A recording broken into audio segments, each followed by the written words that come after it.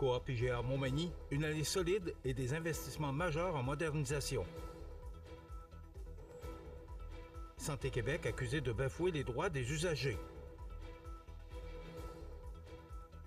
Un nouveau partenaire dans la catégorie Innovation du Gala Reconnaissance 2026.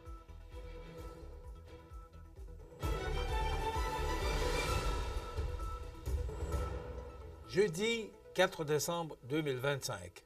Bonjour mesdames et messieurs et bienvenue à votre bulletin d'actualité sur le réseau de télévision CEMA TV.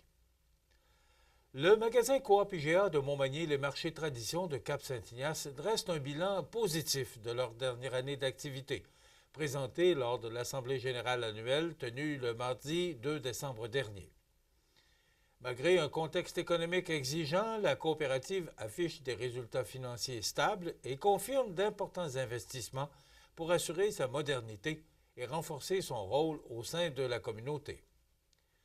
Pour l'exercice 2025, le chiffre d'affaires atteint 43 880 000 basé sur 52 semaines.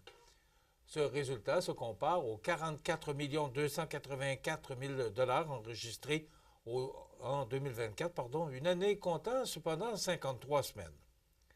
Après la ristourne proposée de 366 186 représentant 1,3 %, la coopérative dégage un excédent de près de 315 000 Avec près de 6 500 membres, l'organisation poursuit sa croissance tout en demeurant solidement enracinée dans son milieu.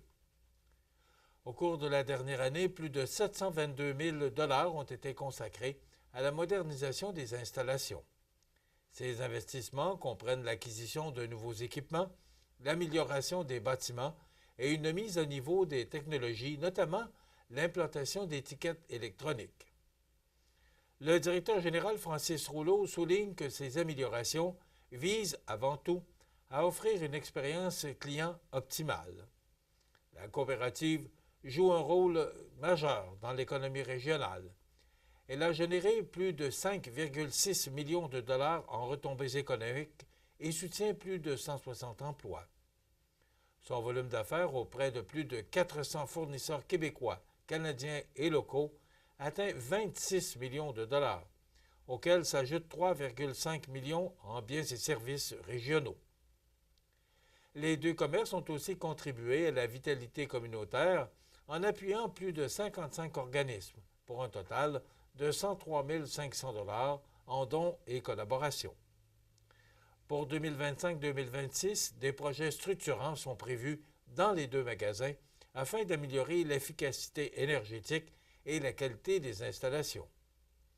À Montmagny, un chantier majeur est en cours, dont celui du remplacement de 80 % des systèmes de comptoirs réfrigérés. Un investissement prévu de l'ordre de 1,4 million de dollars, dont la fin des travaux est prévue en février prochain. À Cap-Saint-Ignace, 120 000 $ seront investis dans l'installation d'une génératrice pour assurer la continuité des opérations en cas de panne de courant.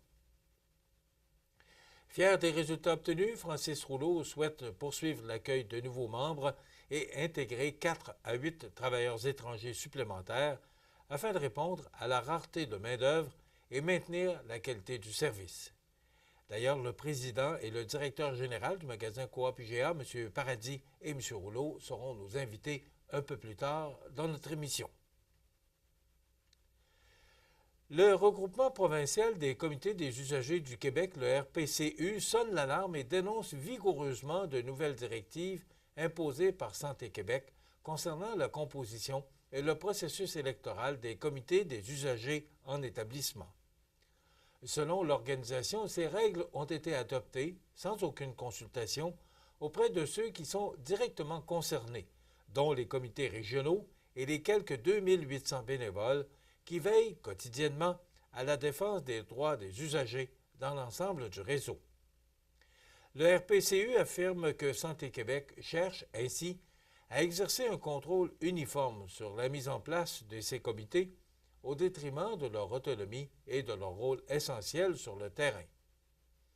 L'organisme reproche également à Santé Québec d'avoir publié unilatéralement des documents et un calendrier de mise en œuvre jugé arbitraire, une démarche qui, selon lui, porte atteinte à la capacité des citoyens de se faire entendre au sein du réseau de la santé et des services sociaux.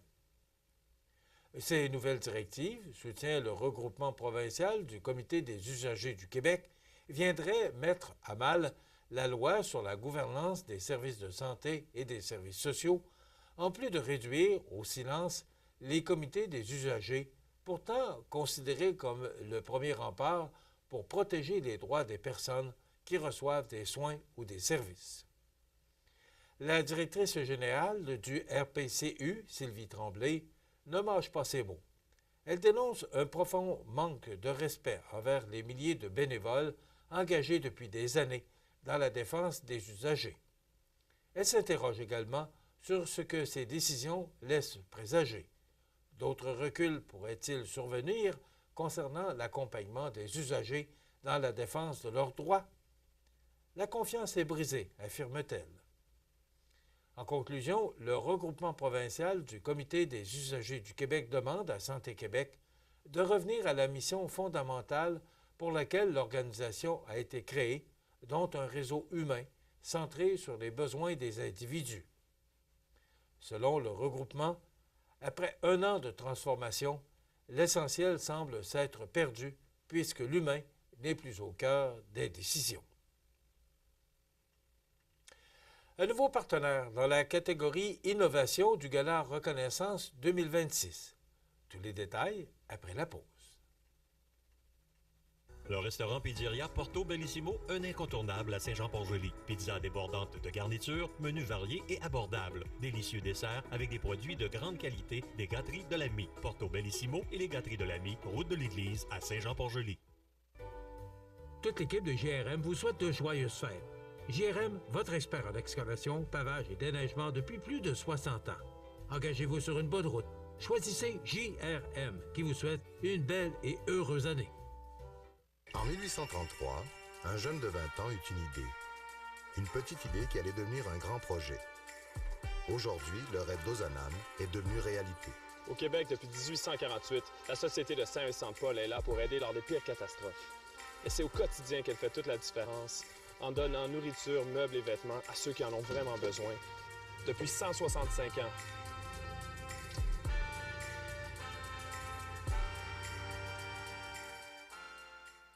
Vous regardez CEMA TV, le réseau de l'information sur la Côte-du-Sud.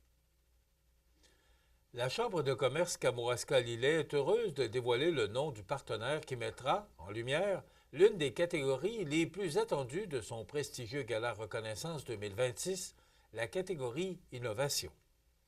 Cette annonce marque le début d'une série de révélations qui se succéderont d'ici la tenue de l'événement, alors que la Chambre et ses partenaires, Champagne, soit le Centre d'aide aux entreprises Montmagny-Lillet et la SADC du Kamouraska présenteront tour à tour les collaborateurs qui soutiendront les principales distinctions remises cette année.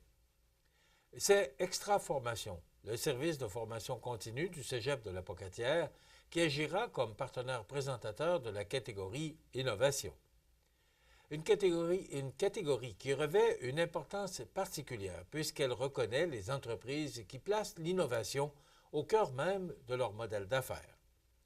Qu'il s'agisse de développement de nouveaux produits, de transformation des services, d'optimisation de procédés, d'adaptation de leur chaîne d'approvisionnement ou encore de gestion des ressources humaines, cette distinction récompense ceux et celles qui réinventent nos milieux économiques. Pour la directrice de la formation continue du Cégep de la Pocatière, Cassia Eke, ce partenariat s'impose comme une évidence. Elle souligne que l'innovation se retrouve au centre des interventions d'extra-formation qui accompagnent les entreprises dans la restructuration, la formation, l'amélioration continue, le développement des affaires et le coaching professionnel. Mme Eke insiste sur la fierté de soutenir des organisations qui osent et qui prennent leur destinée en main, malgré un contexte économique et social en constante évolution.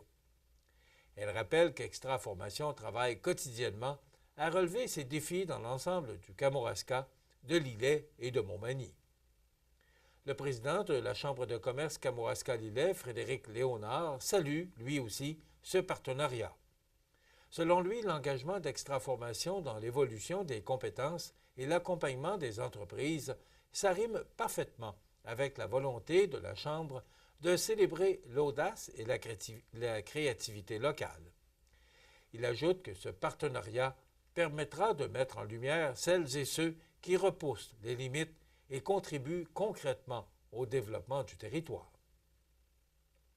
Rappelons que le Gala Reconnaissance 2026 honorera 5 entreprises et organismes membres de la Chambre de commerce Kamouraska-Lillet, ainsi qu'une personnalité d'affaires de l'année.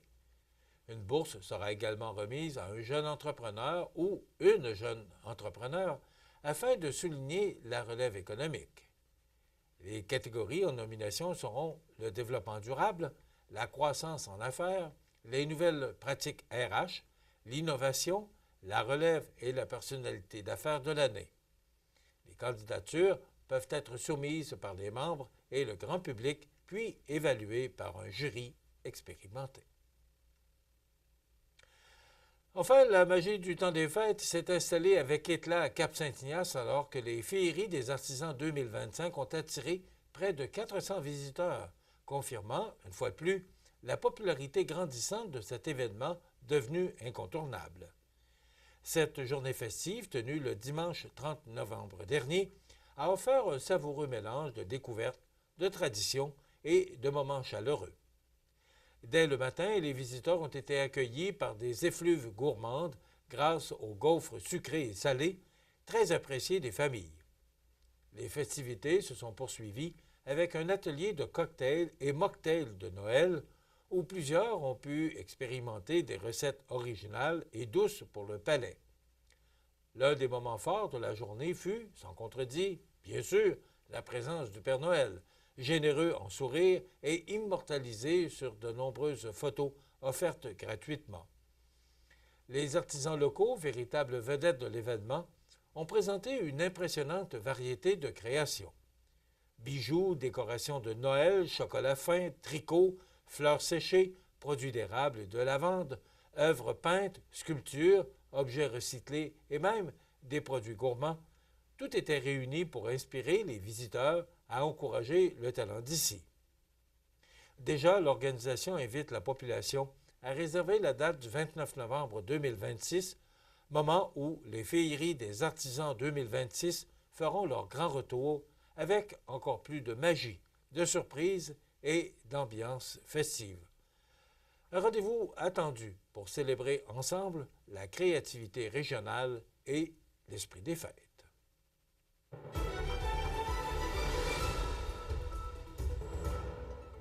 Au sport, l'Everest de la Côte-du-Sud, en partenariat avec la Ligue de hockey junior 3A du Québec et la ville de Montmagny, s'apprête à offrir un événement d'envergure internationale aux amateurs de hockey de la région.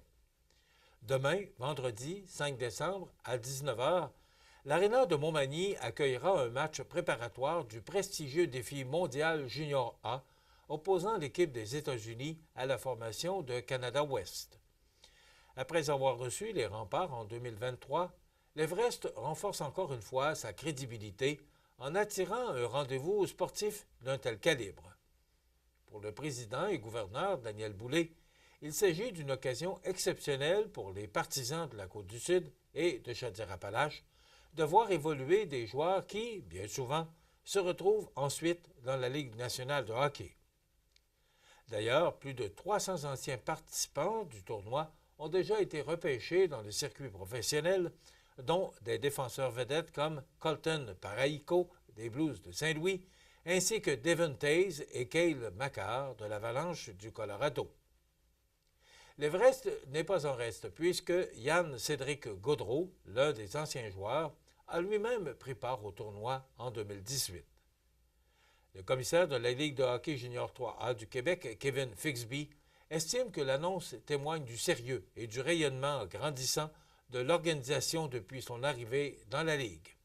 Enfin, il est important de noter que le match initialement prévu le 5 décembre entre l'Everest et le Prime de Laval est repoussé au jeudi 8 janvier 2026, toujours à l'Aréna de Montmagny, mais à 19h30. Voilà ce qui complète votre bulletin d'actualité de ce jeudi 4 décembre. Dans un moment, les prévisions de la météo. Et le menu de cette émission du 4 décembre, dans un moment, on vous présente la chronique avec Mélissa Boilard du trait d'union Cultiver sa santé mentale.